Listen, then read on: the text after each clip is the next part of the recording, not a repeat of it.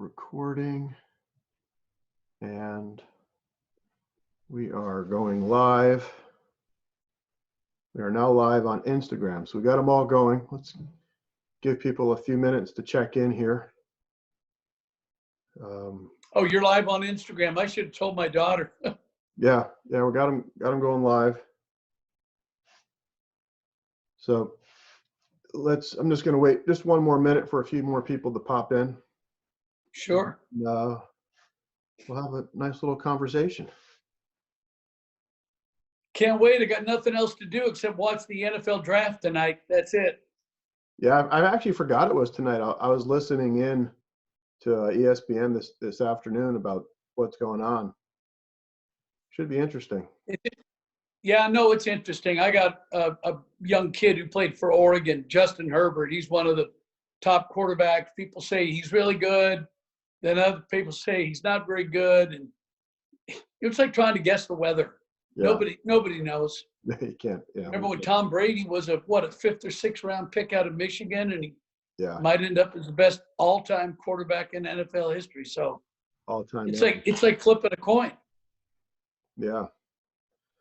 All right, we got a few people on here, so just want to welcome everyone. I've got a longtime friend of mine. I won't say how many years because I don't want to date us, Peter, but it goes back to my early Doral days when you used to come down there and hang out with us. And I forget the name of the tournament when it used to be down there. What was it? Doral, wasn't it the Doral Ryder Open? Wasn't it? That's right. It was Doral Ryder Open. Yeah. Went through a few changes from there. So thank you for coming on and spending some time with me. You know, we get to hang out a little bit at Sleepy Hollow when you're up in the area, when you're not out playing or doing TV commentating. So it's always fun to hang out with you and pick your brain and see what you have to say. So thanks for coming on. You bet. I think it's more me picking your brain though, Kevin, from the way back when we met, when you were working with Jim McLean, and so was I. And you've always been a great source of information and a great resource for me whenever I'm up in the area. You're always really kind and helpful. So thank you. Oh, thanks, Peter. So I kind of wanted to dive into it right away. And yeah, you've played the PGA Tour. You've had success there. You played the Champions Tour. And now you do commentating on the tour now. And how has the tour changed in your mind over the last couple of decades? Well, it's changed quite a bit. First of all, if you talk about the equipment and the technology change is immense. Back when we would play with wooden woods, that's why they call them woods, because they were wood. Right. And whenever you wanted to make a club change, you had to take the club and go out and experiment with it. You used to have to take a new driver or a 3-wood or a set of irons and actually go play golf with it, not hit balls on the range, but you had to go play, because you had to find out if they had the right launch, it had the right spin, had the right carry, had the right distance. So there was a lot of trial and error whenever you change clubs. Back in my early days on the PGA Tour, Nowadays I can come to you tomorrow morning at say 10 o'clock and you can fit me for a brand new set of clubs in an hour, maybe even less than that. So that's a huge advantage to the kids playing the tour today. Another advantage I would say for the kids today is there are so many services provided for you when you get to a tournament. Back in the day when I played, there were no such thing as courtesy cars. You had to either rent a car, bring your own, or take cabs, or utilize courtesy car service. They would shuttle you back and forth from the course to the hotel, and there was no free food like there is today. A lot of times, it's going to sound crazy, but we used to have to buy food in the clubhouse along with all the members and the fans that were attending the tournament. And this is going to be embarrassing to tell you, but whenever I would go to the range, I'd always tuck $3 cash in my pants pocket because we had to pay for range balls back in those days, and they weren't perfect balls that matched your club contract, whether it's Srixon or Titleist or whatever it may be. You actually paid for and hit the same range balls as the members did. So you wouldn't see strange you wouldn't see range balls just spread all over the driving range because you paid for those balls. Those were like little nuggets of gold. Wow. So there are so many advantages today for the players, but basically the competition is the same. I'm trying to beat you. You're trying to beat me, and to the winner goes the spoils. Right. Yeah. So not having all that back then, and one of my questions was, I mean, when I first started in the business, I was fortunate to work for Jim. So, I had Jim he was a huge mentor to me. When you first got on tour after college, was there anyone that kind of took you under their wing and kind of showed you the ropes and helped you out? Well, I would say early on, because I'm from Portland, Oregon, and Jim McLean is from Seattle. Jim was a world beater, and I know you've heard the stories. You're probably too young to remember Jim when he played, but McLean was a world beater. He was probably the best amateur, certainly in the United States, maybe in the world. They didn't measure that back then, but when I came out on tour, I really leaned on Jim for advice. Not only how to hit a golf shot and swing the golf club, but how to be a traveling tour pro, where to go, where to eat, basically how to conduct yourself. Mm-hmm. And that's what Jim provided. And then early on, after I've been on tour a little bit, Arnold Palmer took me under his wing. And that's one of the great things about players like Palmer and Nicklaus and Gary Player. Those guys would always reach out and take some players under their wing and basically tell everybody or tell us what to do. Another one was Bob Golby, Jay Haas's Uncle Bill Haas's, what would he be, granduncle. So those were the guys that were really great. And then as I started developing a family, my wife and I had children. It was Johnny and Linda Miller. They always were helpful mm-hmm. in kind of telling us where to go with our kids, because we're traveling the tour.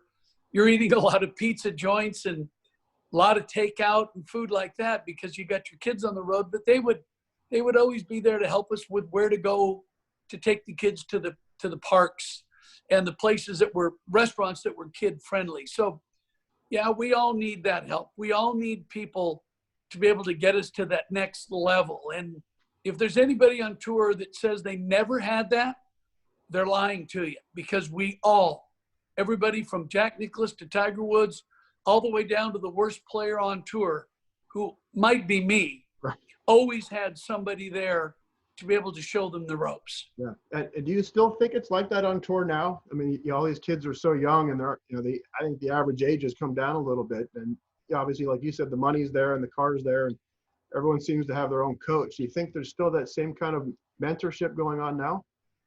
No, I don't. I really don't, because when I started the tour, it was just me and my caddy, Fluff. The Fluff, as we all know, now caddies for Jim Furyk, caddy for Tiger. Between Furyk and I, we would show up at a tournament. It was just us. Nowadays, the top players and even players middle of the road show up with their posse. They got their coach, their mental guru, their fitness guy, an executive chef, somebody that's going to be there doing things for them.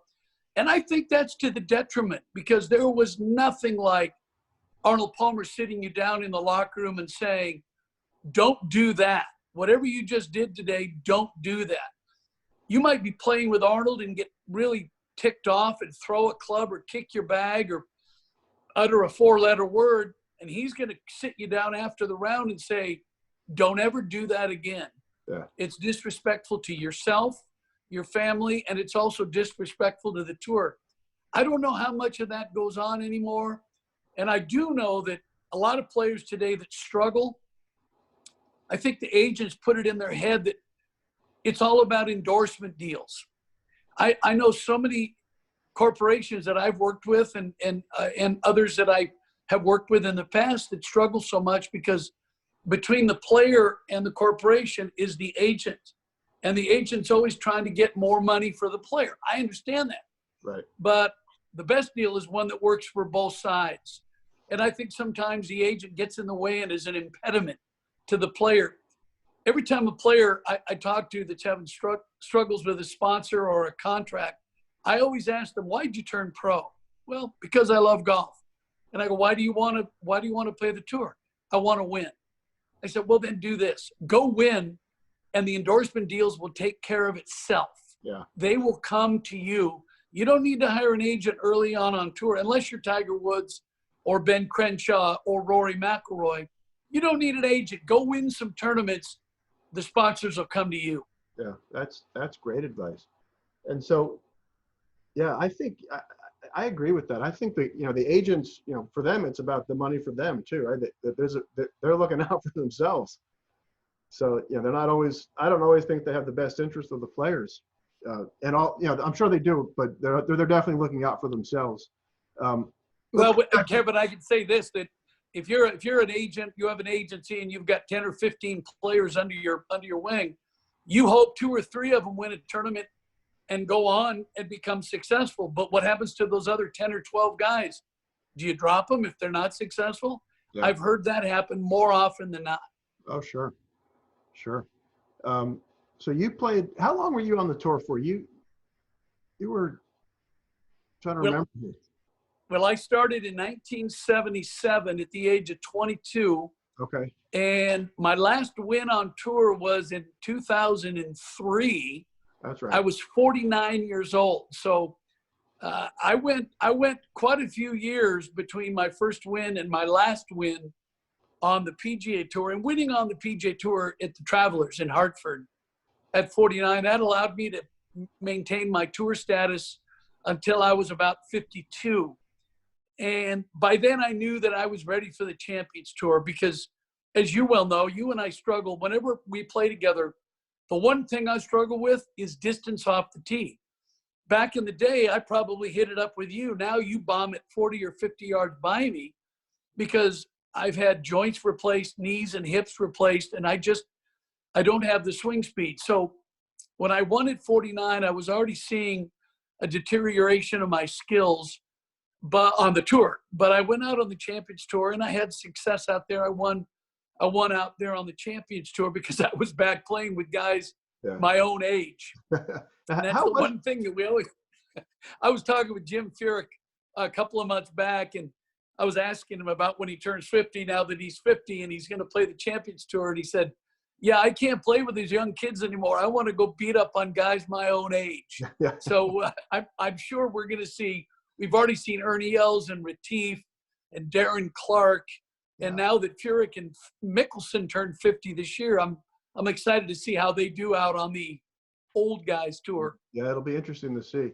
And when you started to realize that you couldn't keep up with the young guys anymore and whatever, how was that emotionally for you? I mean, I turned 50 last year, and I'm like, for me, it was like, I because of technology and fitness, I actually hit it farther now than I did when I'm 30. So, but I never played at the level that you did, but I got to play with some of the older guys here in the section, and it was an advantage for me because I did hit it 30 or 40 yards by them. How was it for you? Like, did it take some time for you to emotionally get used to that or accept it? It did. It's always hard to leave anything behind that you've been doing for 25, almost 30 years, like I have been doing since the age of 22. And in life, we go through these stages where I started as a rookie and didn't know what I was doing. Then I won a tournament. Then I won a few more. And then winning at 49, I was already seeing a smooth transition from the tour to the Champions Tour. And then I won.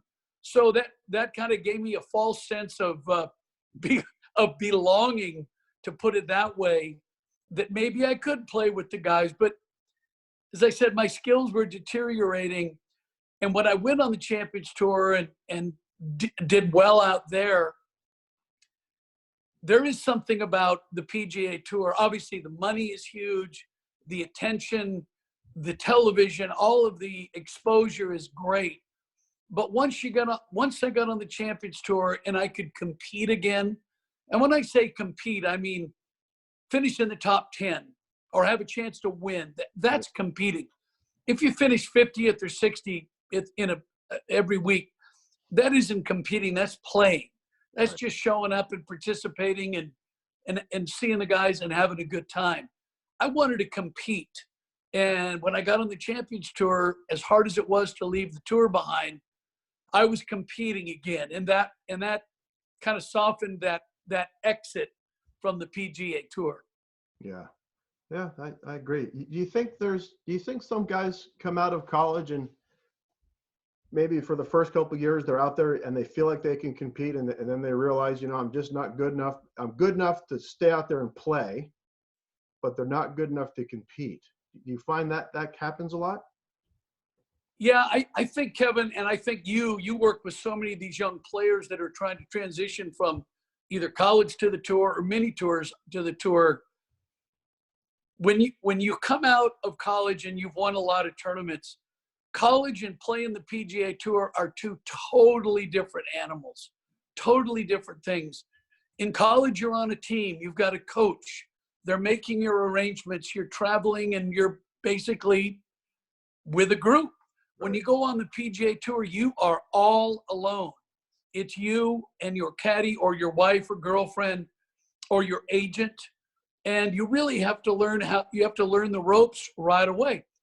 What I say to a lot of young players now, and again, I'm 66, and whenever I'm out on tour, it's usually doing a televised event for NBC or Golf Channel. Mm-hmm. I always go up to the young player, introduce myself, and say, look, here's my number. If you ever need anybody to talk to about what to do or how to do it, or if you ever get into a jam, just call me.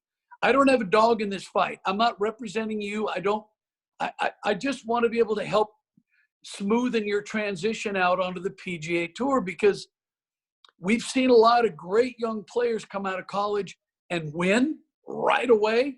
Mm-hmm. Matthew Wolff, Colin Morikawa, I'm trying to think of Victor Hovland. These guys, I think, are going to have some great careers, but they've had one win. Yeah. The big challenge now is to get number 2 and number 3 and number 4 and so on. I want these players to chase Tiger Woods and Jack Nicklaus and Sam Snead, because you can't be satisfied with 1 or 2 wins or a little success. You got to want the whole enchilada, which is what when Tiger first came out on tour and he won the U.S. Amateur in Portland, and I was there, and he was discussing his gonna sign with Nike, and mm-hmm. Fluff, my caddy, went to work for him for the first couple of years of his career. Tiger was hungry. All he wanted to do was win and win and win and dominate. And guess what? That's exactly what he's done. Yeah. Tiger's never satisfied. I've never seen a satisfied Tiger Woods ever, even when he won the Masters last year. Mm-hmm. It was unfortunate he couldn't defend in the spring. He's going to have a chance to do that this fall in November when we do see the Masters played. But to watch Tiger walk up 18 and win that tournament, there was a lot of relief and a lot of joy in that. But he's thinking about the next major and then the next major, right, and then trying to catch Jack at 18 and beat him at 19. That unending desire to dominate is what sets great athletes apart. Yeah, I don't think that's learned either. I think you're born with that, don't you? I mean that, or maybe it's instilled at a young age, like Tiger's dad was always in his ear. But it's hard to motivate some people sometimes, especially if they're super talented. Well, that's true, and I think sometimes complacency. None of us can look inside a player's heart or his brain or his gut. You never know. A player may come out on tour and win a tournament or two and become so impressed with himself that he never gets out of his way. And then there are other players who come out and win 1 or 2 times, and they want that taste. And then they win 3, 4, 5, 6. Next thing you know, they're in the Hall of Fame. They've won 20 tournaments. A guy like Davis Love, when Davis first came out on tour, Davis is pretty quiet. But he's got a burning intensity inside him that he wants to win. And we've seen him do that. You don't have to be like a Trevino or a Fuzzy to win major championships, because those guys did. You can be like Tiger or Hogan or Davis Love or Jim Furyk and win major championships. The key is to find what works for you. Right. And Trevino, I played with Trevino early on in my career, and I tried to be a little more intense. You know me to be pretty talkative and gregarious and laughing and having a good time, but I tried to be more like Tiger or Hogan or more of a serious player. And I didn't do well. And I played with Trevino, and he said, hey, you can't close up when you go play. If you're talking to the crowd on the range and talking to them in the pro-am and practice rounds, you got to talk to them during the tournament round as well. So that really helped me to figure out who I was as a competitor. He said, don't change. Don't be Mr. Talkative and friendly to the people as you get to the tournament. And then when you get on the golf course, don't turn into Ben Hogan. And then afterwards, you're going to be disappointed because if you don't play well, then you're going to go home in a bad mood. So you just have to figure out who you are as a competitor.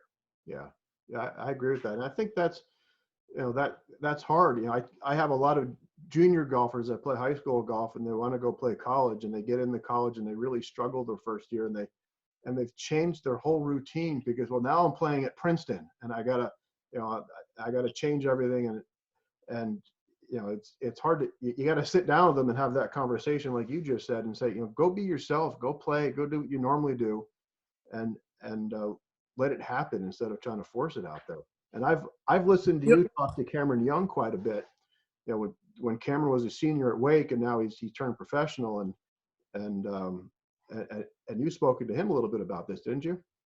Yeah, I have talked to him about it. I obviously, we talk about Cameron Young, whose dad, David Young, is the head golf professional at Sleepy Hollow. I've watched Cameron play. I've played just a little bit with him, a few holes, but I've watched him on the range with you at Sleepy Hollow, and he's a world beater. It's amazing how good he is and how good he can be. But again, as I said earlier, sometimes players get in their own way. And one of the things I learned early on from my great friend Chuck Hogan, who I met at the University of Oregon, he's a sports psychologist. He always said, disassociate with yourself. Whenever you've got a 5-footer to make the cut or to win a tournament, mentally step out of yourself, watch yourself, and judge. Are you happy with what you see? Are you seeing somebody who gets too upset, or he's choking, or he's trying too hard? Assess yourself and then step back in and make that change internally. Yeah. And that's the one thing that I think players, they want to do so well, so badly, that they do get in their own way. And I look at somebody like John Rahm. John Rahm, who had a great career at Arizona State.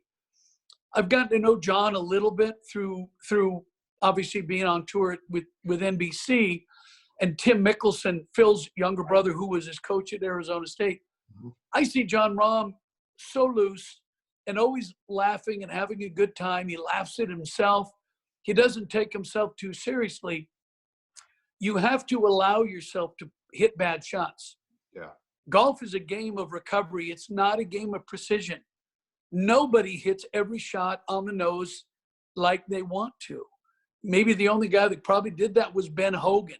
He was probably the most precise player. Maybe Sam Snead. Certainly not Tiger. Yeah. Tiger is, whenever you watch Tiger was a genius when it came to recovery. So was Phil.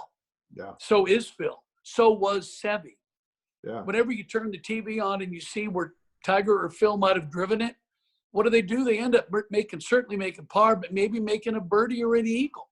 Yeah. Because I just think that those guys know that golf's not about fairways and greens. I wish it were, but we'd see a whole different group of players in the Hall of Fame if golf were just about fairways and greens. Right. But it isn't.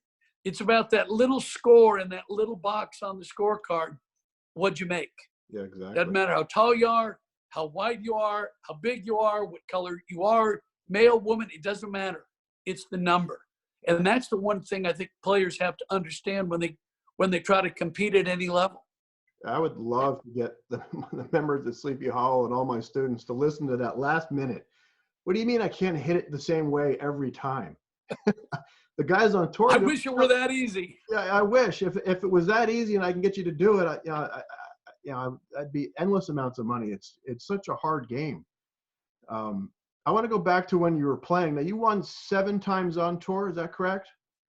And Correct.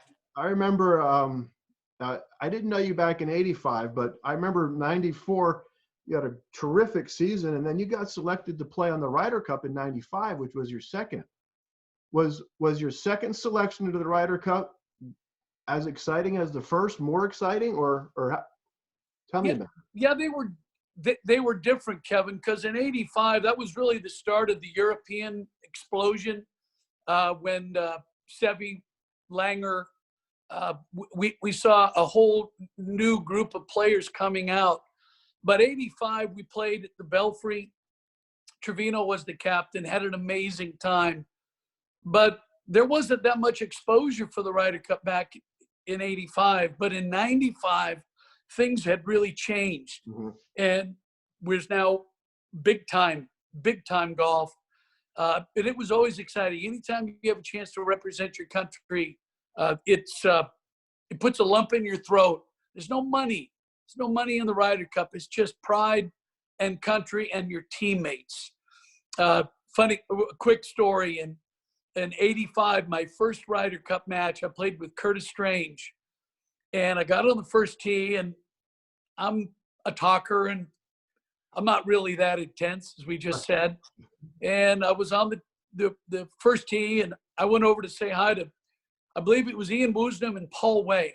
I'm not sure. My memory doesn't serve me that well. And I walked over there, and Curtis, I heard somebody yelling at me, hey, come back over here. And I walked back, and Curtis said, hey, we're not being friendly to these guys today. You want to talk to somebody, you talk to me, or you talk to Fluff or Boats, his caddy. Uh-huh. He said, we're going to kick their ass.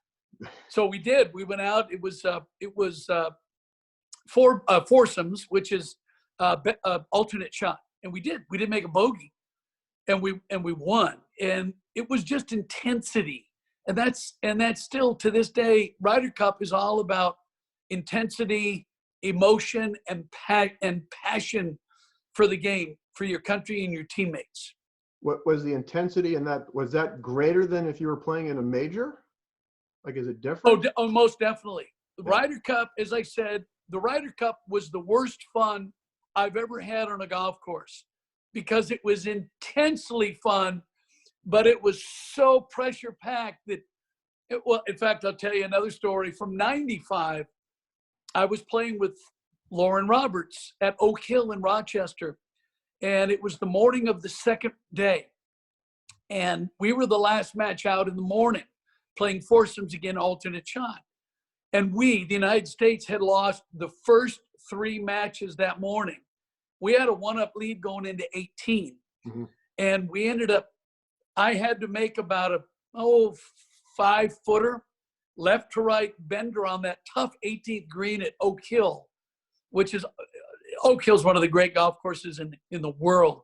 Yeah. And I'm standing over this putt, and it's just me, and all my teammates from the U.S. and Europe are on the side of the green watching, because if I miss the putt, we're gonna tie the match, and it'll be 3.5, 1.5 for the session.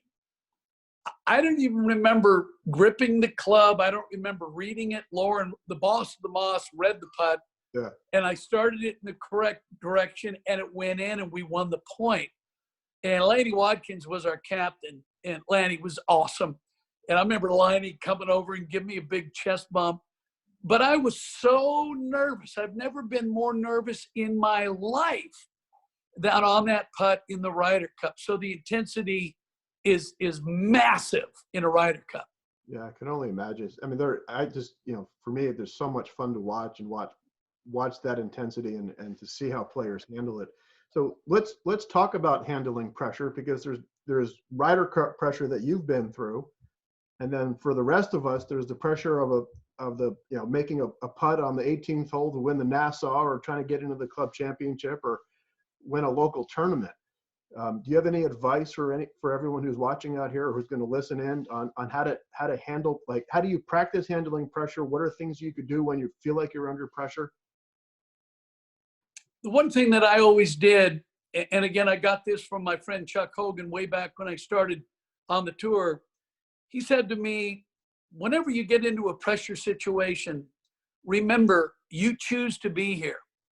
Why would you shy away or choke in a position that you choose to be in?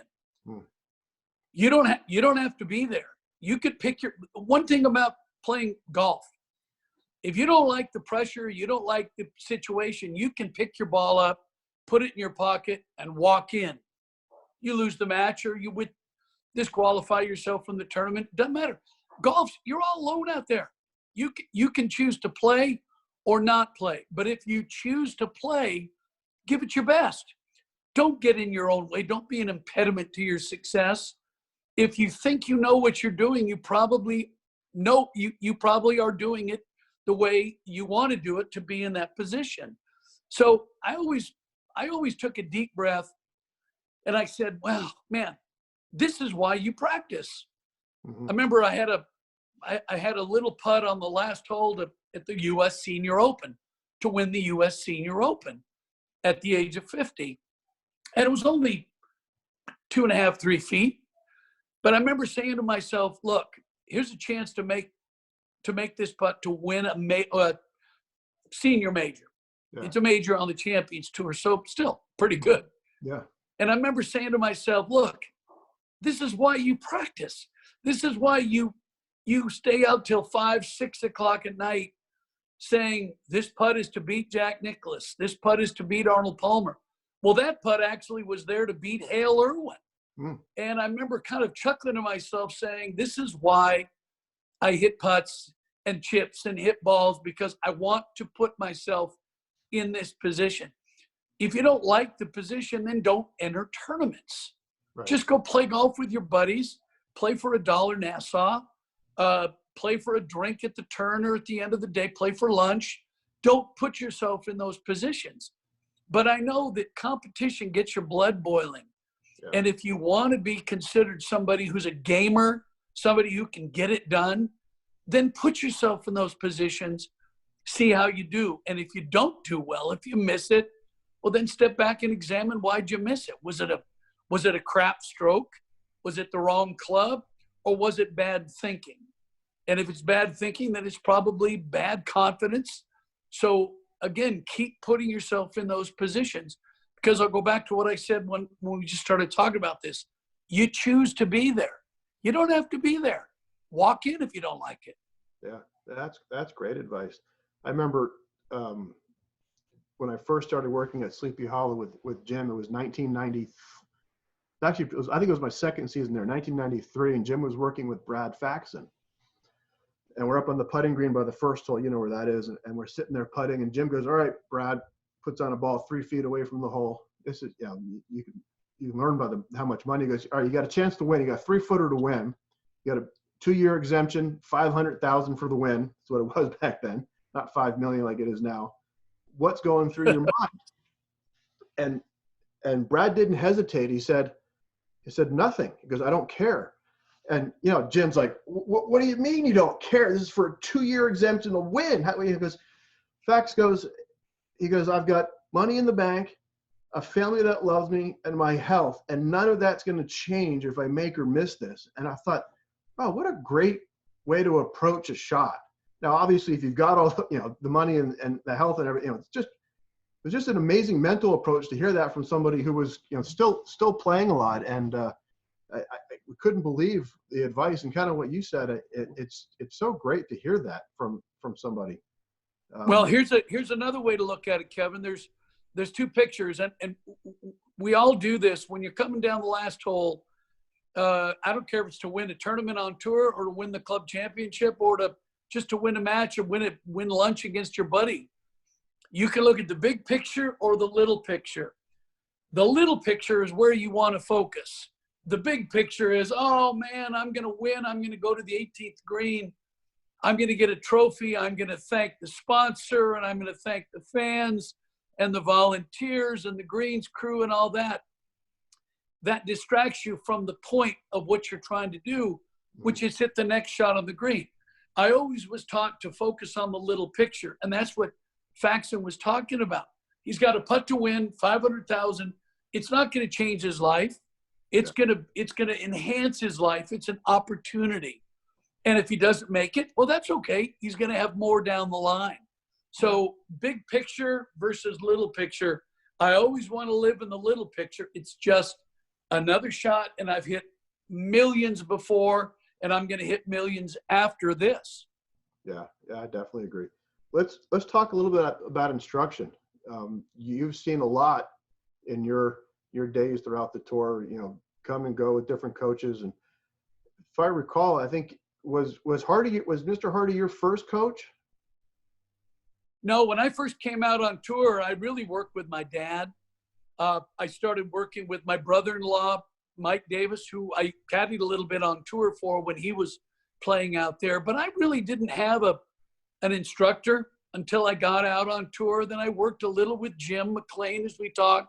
Right. But I basically tried to search out guys that could help me. I worked a little with Ledbetter, worked a little with Rick Smith, worked a little with Dick Harmon, Butch's younger brother. Right. Until I met Jim in about 83, 84. And as you know, Kevin, instruction is all about communication. Yeah. When you have a player, I might get great instruction from you, but if you and I don't connect on either an intellectual level or an energy level, it's not going to work. And for some reason, and nothing against any of those other teachers, they're all great. But for some reason, Hardy and I just clicked. And I've been working with Jim since, I think the first time he ever gave me a lesson was a U.S. Open at Oakmont back in, 83, 84 timeframe. Right. And we've been best friends. We designed golf courses together, and he's helped me through the changes in my body because of age. All the surgeries, joints I've had replaced. Mm-hmm. He's been there kind of to be my mentor all through. But I don't think it's bad to work with different teachers because you're trying to find that one that's really going to connect with you. Well, I think you can take a little piece from each coach, right? And you work with someone and you take a little piece here and a little piece there. I know Tom Kite used to tell me that. He used to go work with a player, and he would take what he wants and then spit out the rest and wouldn't do it. And I guess he always felt like he can shoot par, just standing on his left leg. So, as long as what he felt like what he was working on was going to make him better on the long run, he didn't mind trying to incorporate it when he played. Did you always have what are your thoughts on learning something and then trying to get it into a round or into a competition?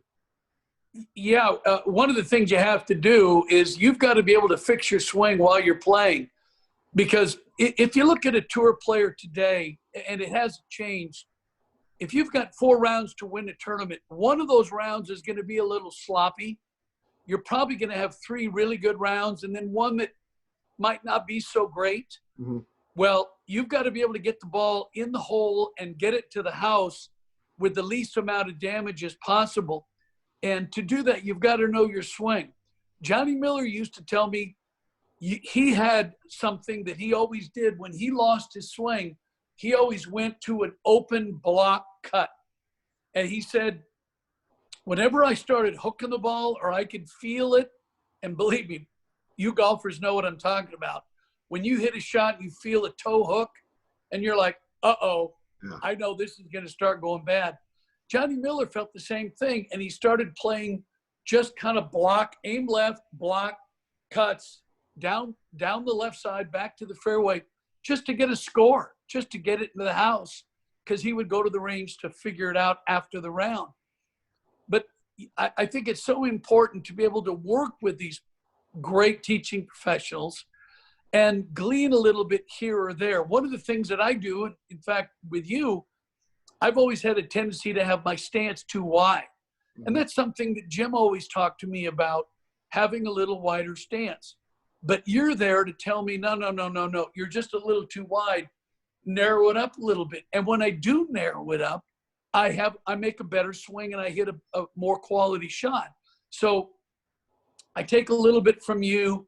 I take a little bit from Rick Smith, a little bit from Dave Pells, and incorporate it into my swing. The other thing that takes a little bit of courage, and maybe it's arrogance, I don't know what it is, but you have to be able to say to a teacher, look, I'm going to pay you for this session, or I'm paying you for a series of lessons. if it doesn't work, you've got to have the guts to say, it's not working. Thanks so much, and walk away. And if the teacher can't handle it, well, then that guy's not on the same wavelength or the same page as you. Yeah. But as the player, you're the only one responsible for that number in that box. You're the only guy out there that's shooting 65 or 75. Yes, you've got a consultant like a Jim Hardy or a Kevin Sprecher or a Jim McLean, and they're going to share in your success along with you. But you've got to be the commander, the master and commander of your ship. You've got to know what works for you at all times, whether it's on the range, the first round, or the last round in contention. Yeah, I've seen that with working with different levels of players at your caliber on the tour and just below that, and coming in, you get, your average player will come in and they want us to tell them what to do. And I find when I get really good college players, or high, even early on professionals, they usually come in and tell me, this is what I want to do with my ball. Tell me how to do it. And it's a much different lesson, I find, when working with players like that. And I really enjoy when someone comes in, even if they're just an amateur, and say, look, here's my shot. I'm hitting a big hook. I don't want to do that anymore. Show me how to play a shot that goes like this, and let me work on it. And it's, for me, it's always kind of refreshing. And that's what, when we spend time together, it's my ball's doing this. Why am I not how do I get it to do that? And some of the stuff later on in your career, from what I've seen, is we've had to adjust for your injuries. What are some things that you've done with Hardy to offset, the knees and the hips and the back stuff? Yeah, same thing. I've had my left hip replaced twice. I wore one of them out, and I've had my right knee replaced, and I've had back surgeries and a rotator cuff, which is really difficult to overcome if anybody's had that. What we've had to do is, and this is where technology helps, Kevin, when we jump on a TrackMan or a launch monitor to be able to measure speed with the driver, especially. I now can swing my driver. I'm about 100 miles an hour, which is way, way down from where I was on the PGA Tour, but it's not bad for a 66-year-old. Fortunately, I don't have a lot of, as you know, I don't have a lot of hand action, a lot of wrist slap, and a lot of torque in my swing. So I still hit the ball pretty straight, but I'm always looking for speed. And that's the one thing that we've worked with Jim and his protege now, Chris O'Connell, who teaches out of Dallas and also teaches out of Friars Head in Long Island. We've tried to work on those specific parts that generate speed in your body. Obviously, really making sure that we rotate properly. When my left hip started to go, I really got into a swaying motion. Mm-hmm. And that's one of the things you and I talk about. I'll show up after 2 or 3 months of playing and see you, and you'll say to me, oh, your head is moving 4 to 6 inches off the ball. Well, that's something that I got into, a bad habit I got into, because when your hips go or your knees go and they need to be replaced, that torquing motion that you see in a swing, right, your brain says, oh, I'm not doing that. So you go to the path of least resistance, which then becomes a bit of a sway back and forth. So that's one of the things that we've always worked on, and you've helped me with.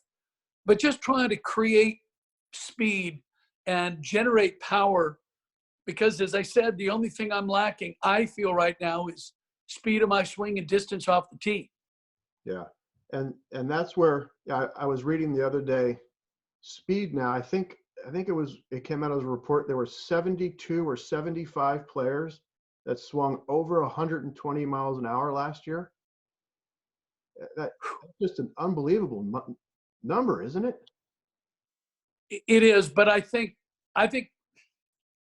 it's really hard. People always ask, how do you pinpoint where speed's going and where distance is going? It's really hard to quantify, because the players that come out now are better athletes. When you look at Koepka, and what started with Tiger, Weiskopf was a great athlete. Nicklaus was a great athlete. Koepka, Tiger, Dustin Johnson, these guys look like they can play any sport they want. Right. They work out, they lift weights. I used to pour milk in my Frosted Flakes. These guys pour milk and eat nuts and bolts and washers for breakfast. These guys, they eat right, they work out, they're fitness nuts. And as a result, they're stronger and they swing faster and they hit the ball great. Yeah. Sometimes they hit the ball a little bit more offline, I think, than I would like to see.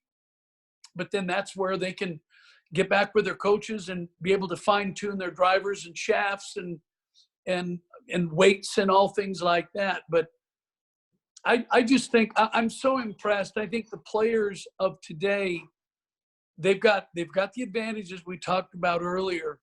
One of the things I love is when you'd go to the range when I first started on tour, and it was a player and a caddy, and then a player and a caddy, and a player and a caddy. That's it. Right. There were no coaches. There was no fitness guys. There were no managers. Why in the world does a manager have to stand on the range with his player? I don't get that. But whenever players would have trouble, you might go down the next stall. I'd go to Curtis Strange or Jay Haas or Sevy or somebody or Faxon and say, hey, would you watch me hit a few balls? They'd watch you and they'd use their eye. They wouldn't use a computer. Yeah. And the old phrase, dig it out of the dirt, that's what we had to do. You had to go figure it out on the range before, during, or after a round. Figure it out. There's no computers. There's no video camera. I love the story one time. Ben Hogan was meeting with his staff long ago, the Ben Hogan Golf Company. Mm-hmm. And some of the teaching pros and playing competitors were there, and video cameras had just started. And Hogan turned to one of the guys and said, do you use video for your swing or for your teaching? And that pro said, yeah, I do. And Hogan said, man, I bet you I would have really killed him if I had video back when I played. Yeah. So it just gives you an appreciation for the feel and the hard work that somebody like Hogan and Snead and Golby and Dickinson and Palmer and Nicklaus and Player would put into their game to fine tune and be the Hall of Fame players that they turned out to be. Yeah, it's going to be a tough question to answer, but now, with everyone out there with some kind of launch monitor on the range, getting immediate feedback, do you think if you would have had that back in the 80s when you were starting to play, do you think you would have been as good, better, or the same, just kind of, or just faster? Do you think because the information's so quick, you're able to get the data, see the result of it, see how it changes right away? I know for me as a teacher, the technology allows me to get you as a player better faster, because we can see the difference between what you were doing and what you are doing immediately. We don't have to wait for the shot to come around, feel it, see the shot like we used to have to do. When I first came on tour, Kevin, I played with an old hand-me-down set of my father's. I didn't have any gurus. I didn't have a launch monitor. I had nothing. I didn't even have a set of clubs that fit me. I had to go make my swing fit the clubs. So I think players today, because of technology, they can get better faster, just as you said.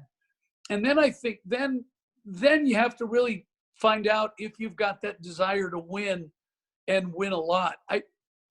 It's pretty funny. When I'm walking the range before a TV event, I'm watching players, well, not everybody, I can't say that. A majority of players have their TrackMan set up as they hit wedges and 8 irons, 7 irons, 5 irons, 6 irons. Quite a few of them have their coaches. And again, it's crazy to me. They've got their managers on the range standing there. What's a manager going to do? Isn't his job to go get you a deal? Yeah. He can't do a deal standing on the range at Austin Country Club. Right. He should be back home working the phones. But I think that because the players are all playing with the same equipment, the same opportunity, the same technology, I don't think things would have changed for me. I think, again, it's like golf clubs, golf balls. Everybody has the opportunity to play the same thing in each era. So I find that to be fair. Yeah.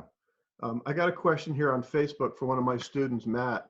And, it's kind of a question they hear all the time is, what do you think of the PGA considering rules on equipment to reduce distance? Do you think it's making harder for the rest of us to adhere to the rules? there's the everything's going so far, but do you think the PGA Tour needs to step in at all to reduce that because of the courses or not? Yeah, it's an interesting debate. And I'll answer it this way. The golf ball's only going too far for tour players. It's not going too far for me. I know it's not going too far for the average club player. So I think that question is probably geared more toward the PGA Tour player. And my feeling is this: the reason they still play baseball at Wrigley Field and they still play basketball at Madison Square Garden is they're using the same baseball and the same basketball as they have for all the years since they built Madison Square Garden and Wrigley Field. Right. The size of the basketball court and the baseball diamond is the same. In golf, why? Because they use the same ball. I think that right now we are entering into an era where the golf ball on the PGA Tour goes too far. And I think we should all play one ball. It's interesting how players come to you because they want to make sure that they're swinging their correct swing. And then they choose a ball out of 5 or 6 that their manufacturer makes, which fits their swing capabilities, the launch, the spin, all of that. Mm-hmm. Whereas Shaquille O'Neal, if he's a bad free throw shooter, he has to change his technique to fit the ball. Nowadays, we have golf balls that fit our technique. To me, it seems backwards. And I would like to see, if you're with Strixon, if you're with Titleist, you're with TaylorMade, I think those companies should have one criteria, one set of construction of requirements to make that ball for the tour. Now, they can sell all their golf balls they want to the general public, but if you want to play on the tour, you have to play this ball the way this is made to our requirements on the PGA Tour, the European Tour, the standard requirements, because it kills me to see players playing courses I did, Pebble Beach and Marion and Riviera and Augusta and Wingfoot.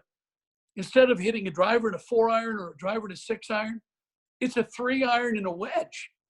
It's Right. it's just nuts. So I think it's mostly talking about the PGA Tour and the PGA Tour players because they're great athletes. They're better prepared. They swing beautifully. You work with a bunch of guys, Kevin. You know that they're much better today than they were back in the day. But Oh yeah. I think we should go to one ball. Any manufacturer can make the ball, but there has to be a very tight requirement on how to build that ball. Well, but there are requirements now. It's just they need to slow them down a little bit, I think is what you're saying. That's exactly what I'm saying.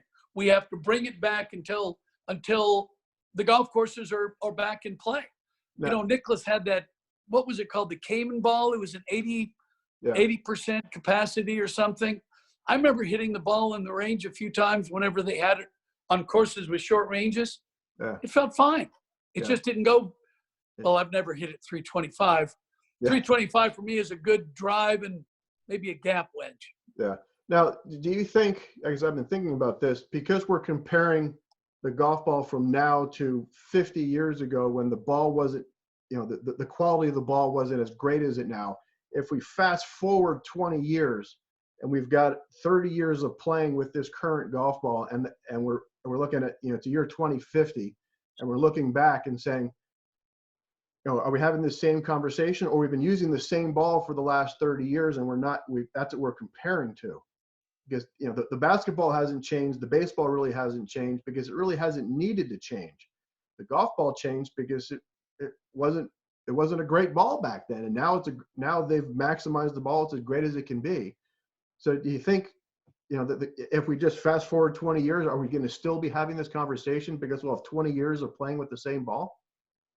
Yeah, if we're not careful, we will be. So the first tee at Augusta, players are going to get up and hit a driver and hit a big high cut over the bunker and roll it up on the front of the green. Well, we saw that at the WGC Mexico Open. I played in the Mexico Open years ago at the golf club Chapultepec. Uh-huh. The first hole is 340, 350 downhill. We're at altitude. But back then, I remember it's a very tight little dogleg hole. it was a 2-iron off the tee and then maybe a 60, 70, 80-yard pitch to the green. Guys are hitting 3 woods, 4 woods, and 2 irons on the green. Yeah. It's a par 4. So I think we have to be really careful with where the golf ball's going. Yeah, no, I agree. I think we have to make sure, and it's for that top 1/10 of 1%, the players that we're watching on TV. For the rest of us, like you said, I don't hit it far enough. I want to hit it farther.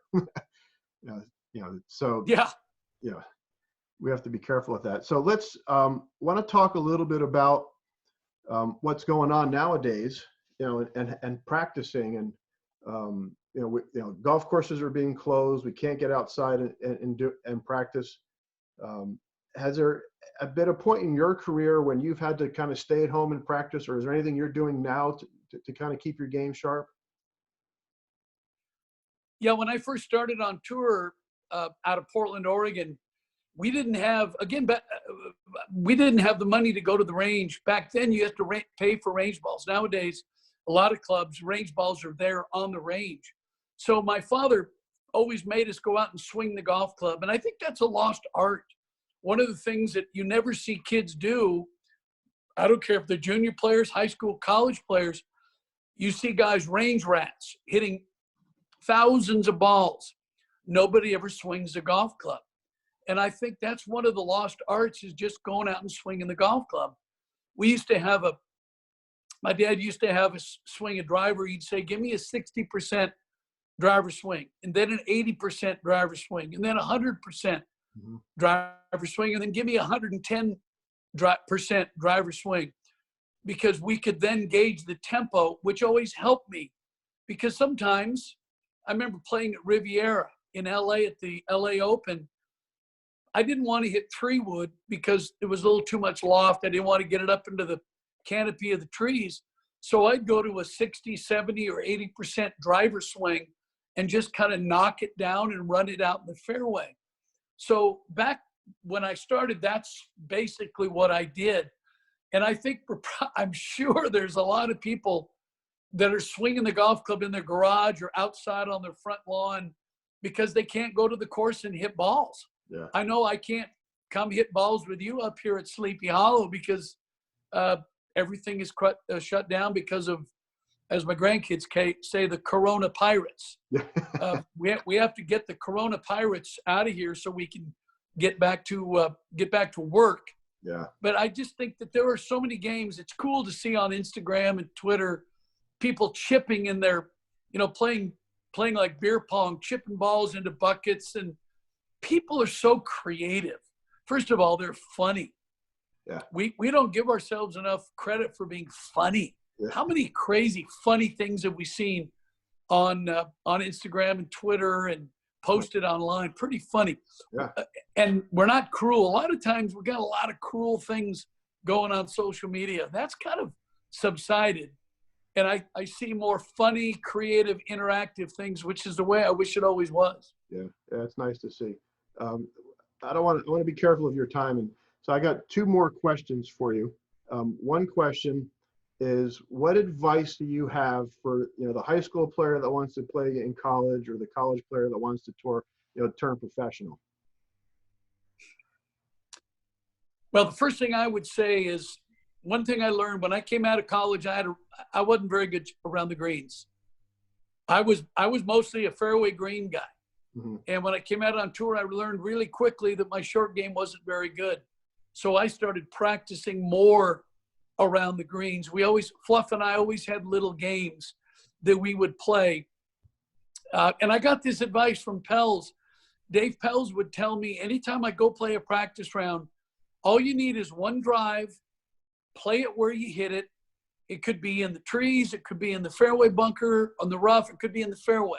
Hit one ball to the green, and no matter where you hit it, have 3 balls in your back pocket and drop them in certain places on the golf, around the green. Not on the green, around the green. Bunker, a flop shot, doesn't matter. And hit that, because at the end of the day, instead of just playing 18 holes, you've just spent 54 holes basically hitting and chipping around the green. So if you want to get out on tour, I think short game is everything. We said earlier in this phone call that guys like Seve, Phil Mickelson, Tiger Woods, they are up and down geniuses. They're not precision players. And they'd probably be the first guys to tell you they don't rank number 1 or number 2 in greens hit or fairways.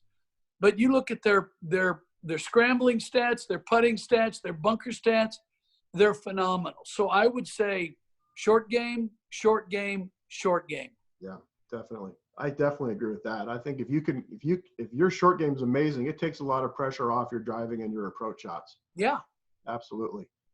Last question. You've done so much in your career. You've won at college level, Champions Tour, PGA Tour. You've played in the Ryder Cup, at the highest level. You've had a successful broadcasting career. You have you have a sports management company that runs great events. Is there anything that you feel like you haven't had a chance to do, you regret not doing, or someone you wish you could have played with and didn't play with? Well, the easiest win I ever had in my life was winning the U.S. Open in Tin Cup. That was the easiest win I've ever had. So that was kind of a check the box type thing. The only person I wish I could have played golf with was Ben Hogan. I had a chance to play with Sam a couple of times. I played a lot with Arnold and Jack and Gary and Trevino. Did a couple clinics with Byron Nelson back at the Byron Nelson Classic with D.A. Weibring and Tom Watson. The one guy that I would love to have played golf with was Ben Hogan. I did have a chance to talk to Ben every year at the Colonial, the Past Champions Banquet, and we'd always have about an hour before the dinner to spend some time with Hogan, the players that were there, the past champions. And if Mr. Hogan remembered your name when you went up to say hi, you'd just melt like the Wicked Witch of the West. But a lot of times you wouldn't remember who you were, but just talking to Ben Hogan was just a thrill. But I'm probably more of a golf fan and a lover of the game than I am a good player, because I love everything, the history of the game. I love the golf clubs and the golf balls and the people in the game. I've always had a great love for them. Yeah, I see. And talking with you, I've always gotten that impression from you. You've always you're great enthusiasm for the game. You're always willing to give back. You've helped me out with my career and my wife Debbie. And it's always great being around you, Peter. I want to thank you for taking the time to sit down with me this afternoon and sharing your thoughts and some stories. It was great stuff. Thank you for everyone out there for watching. This will be replayed. Peter, I wish you the best. I hope to see you soon out there at the course. Me too. Hopefully not too long here. And thank you again for spending some time with us. You got it, Kevin. Thanks. Great talking with you. Bye-bye. Bye, Peter. All right. Thanks, Jake. You got it, Kevin. That was fun. Good job. Yeah, that was great. Thank you. You bet. We'll see you. All right. Have a good night. Yep. Bye.